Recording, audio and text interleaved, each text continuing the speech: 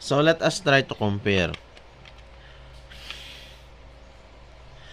The government of the Philippines and The Hague.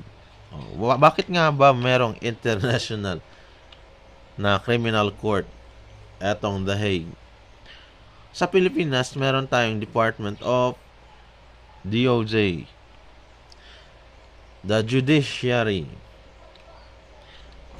The Hague and the government of The Hague has its own international criminal court. You can check their equipments. Meron silang computer. Pwede kang magtagalog. It will be interpreted. It will be changed by the AI. It will be converted into English. Sa Pilipinas, iba ho. So you do not try to be...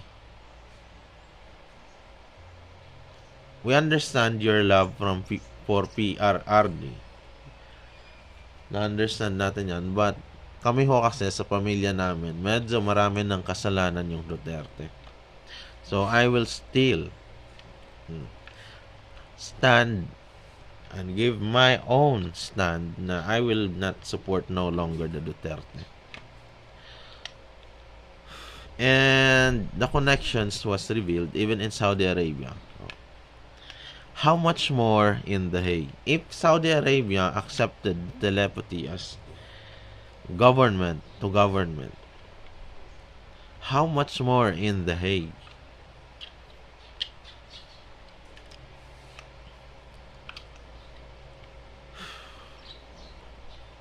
The government of The Hague has its own also power, authority.